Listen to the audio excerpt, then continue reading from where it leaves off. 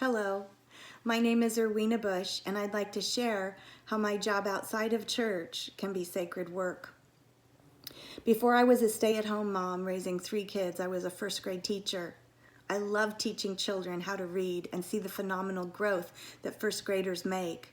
But after raising my own children and volunteering every week in their classrooms, leading Girl Scouts and teaching art docent lessons, I was burned out on teaching and didn't want to return to the classroom. God knew my passion for books and reading, and He found me a new career as an elementary school librarian. I know that my work is a gift from God, because how else would a 50-plus-year-old woman with no experience running a library, who hadn't been employed in over 20 years, land a job at a school only 3 minutes away from her house? When I was in high school, I didn't know a single person who wanted to go to college to be a librarian. The stereotypical librarian was a middle-aged, bun-wearing, orthopedic shoe-wearing, shushing woman. Except for the bun-wearing, I prefer hair clips. This is me. I'm so thankful to tell stories, sing songs, do arts and crafts projects, and be a big part of children's lives.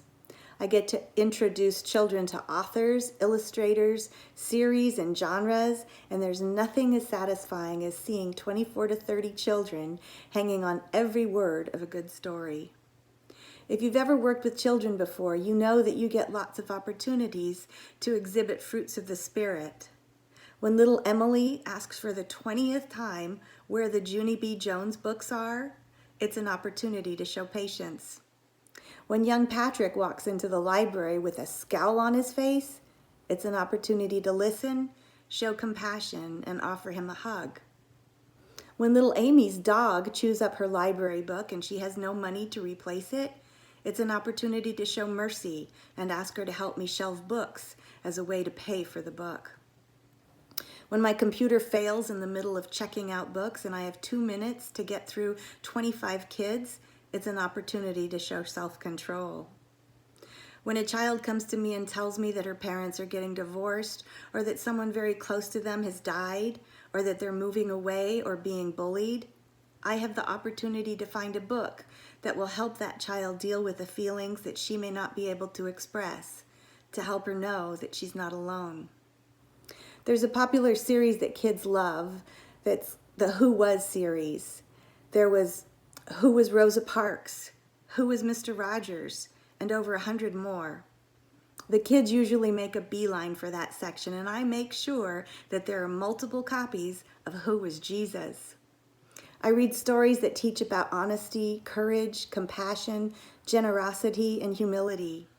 I read biographies about civil rights leaders and then teach them to sing "We Shall Overcome" like Martin Luther King Jr. did when he led the march on Washington, D.C. And it gives me chills to hear them continue singing their way back to their classrooms. And when they're learning about the Dewey Decimal System and I show them where to locate the holiday books, it's an opportunity to point out that holidays are holy days, and what does it mean to be holy? My library is sort of a sacred place for children who are having a hard time.